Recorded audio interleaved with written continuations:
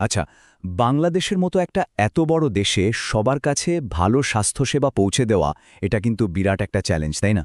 কিন্তু জানেন, এই চ্যালেঞ্জের মধ্যেই একটা সংস্থা একটু অন্যভাবে, মানে প্রাকৃতিক উপায়ে মানুষের সেবা করার চেষ্টা করছে।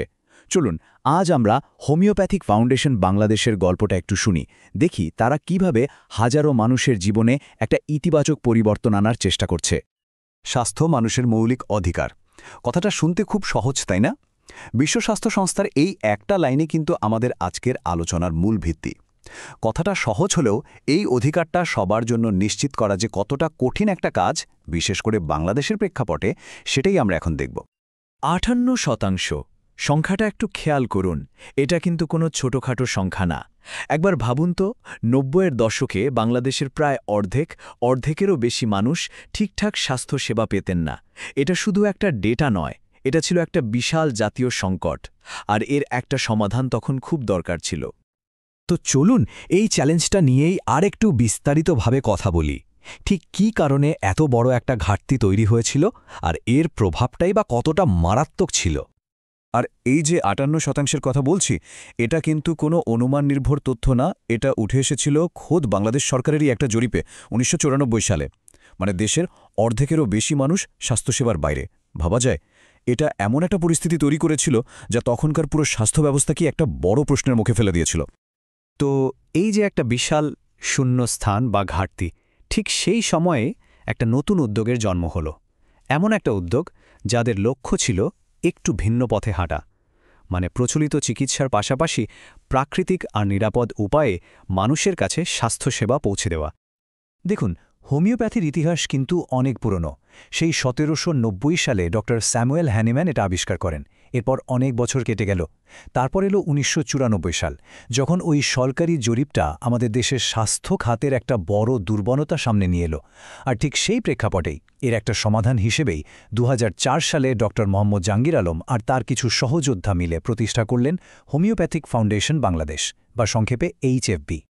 ফাউন্ডেশনের যিনি প্রতিষ্ঠাতা ডক্টর মো জাহাঙ্গীর আলম, তার এই কথাগুলোতেই কিন্তু পুরো মিশনের সারমর্মটা বোঝা যায়। লক্ষ্যটা শুধু চিকিৎসা বা ঔষধ দেওয়া নয়, বরং হোমিওপ্যাথিকে একটা বিশ্বস্ত, নিরাপদ আর মানবিক চিকিৎসার অংশ হিসেবে প্রতিষ্ঠা করা, মানে মানুষ যেন এর ওপর ভরসা করতে পারে। এটা আসলে মানবতার সেবায় একটা দারুণ উদ্যোগ ছিল। আচ্ছা, এখন প্রশ্ন হলো, HFB এর চিকিৎসা পদ্ধতিটা ঠিক কী রকম, অন্যদের থেকে আলাদা কোথায়? এখানেই আসছে তাদের মূল দর্শন, যেটাকে তারা বলে প্রমাণ-ভিত্তিক হোমিওপ্যাথি। এর মানেটা খুব সহজ। তারা শুধু পুরনো নিয়মকানুন মেনে চলে না, বরং এর সাথে আধুনিক বিজ্ঞান, মানে মডার্ন রিসার্চ আর ডায়াগনস্টিক টেস্টের সাহায্য নেয়। উদ্দেশ্য একটাই, রোগের একেবারে গোড়ায় পৌঁছে চিকিৎসা করা। তো এতক্ষণ তো আমরা তাদের দর্শন বা থিওরির কথা শুনলাম, কিন্তু বাস্তবে এটা কিভাবে কাজ করে? চলুন এবার সরাসরি তাদের হাসপাতালে, মানে তাদের কাজের একদম কেন্দ্রবিন্দুতে গিয়ে দেখি। ঢাকার মিরপুরে গেলেই দেখা মিলবে তাদের হোমিওপ্যাথিক ফাউন্ডেশন হাসপাতালের। এটাই হচ্ছে HFB এর সব কার্যক্রমের মূল কেন্দ্র। আর এটা কিন্তু শুধু একটা বিল্ডিং না, এটা মিরপুর আর এর আশপাশের এলাকার হাজার হাজার মানুষের জন্য একটা ভরসার জায়গা হয়ে উঠেছে, যেখানে তারা কম খরচে ভালো চিকিৎসা পায়। আর কি কি রোগের চিকিৎসা হয় সেখানে? লিস্টটা কিন্তু বেশ বড়। ধরুন, স্কিনের সমস্যা যেমন এক্সিমা বা সোরিয়াসিস, শ্বাসকষ্টের সমস্যা যেমন হাঁপানি বা অ্যালার্জি, এগুলো তো আছেই। এর পাশাপাশি নারী স্বাস্থ্য, মানসিক চাপ বা দুশ্চিন্তার মতো সমস্যা, এমনকি শিশুদের ADHD বা ইমিউনিটির সমস্যা নিয়েও তারা কাজ করে। শুধু তাই না, ক্যান্সার রোগীদের জন্য সহায়ক চিকিৎসা দেওয়ার ব্যবস্থা আছে। বোঝাই যাচ্ছে তারা একটা কমপ্লিট হেলথকেয়ার সলিউশন দেওয়ার চেষ্টা করছে।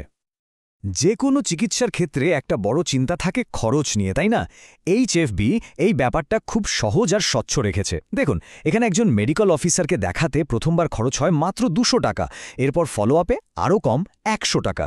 এমনকি একজন স্পেশালিস্ট ডাক্তারের ফিও কিন্তু নাগালের মধ্যে।